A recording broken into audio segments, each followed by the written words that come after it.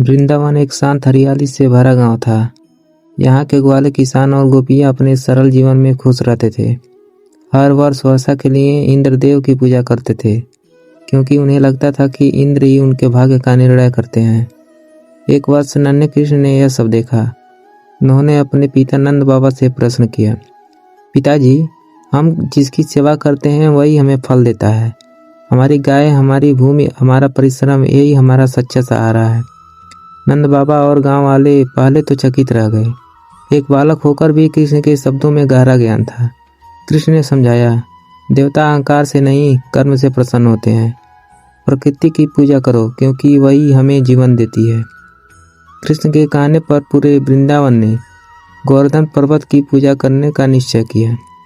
गायों को सजाया गया, अन्न, फल और माखन चढ़ाया गया। पहली बार इंद्र पूजा नहीं हुई। स्वर्ग में इंद्र देव क्रोधित हो उठे। उनका अहंकार आहत हो गया। उन्होंने मेघों को आदेश दिया, वृंदावन पर प्रलय समान वर्षा करो। आकाश में काले बादल छा गए, बिजलियां चमकने लगी, मूसलाधार वर्षा हो गई, नदियां उफान पड़ी, वृंदावन डूबने लगा। डरे हुए लोग, गाय और बच्चे कृष्ण के पास दौड़े। तब बालक कृष्ण मुस्कुराए।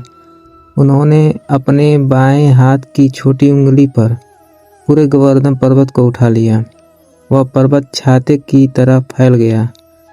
7 दिनों तक निरंतर वर्षा होती रही, पर गोवर्धन के नीचे सभी सुरक्षित थे। कृष्ण बिना थके खड़े रहे। गाय शांत थी, बच्चे हंस रहे थे। इंद्रदेव को अपनी भूल का एहसास हुआ। उन्होंने मेघों को रोक दिया और स्वयं श्री कृष्ण के चरणों में आकर झुक गए। उन्होंने कहा, प्रभु, अहंकार ने मेरी बुद्धि हर ली थी। कृष्ण ने करुणा से उत्तर दिया, इंद्र, शक्ति का उपयोग सेवा के लिए हो, अहंकार के लिए नहीं।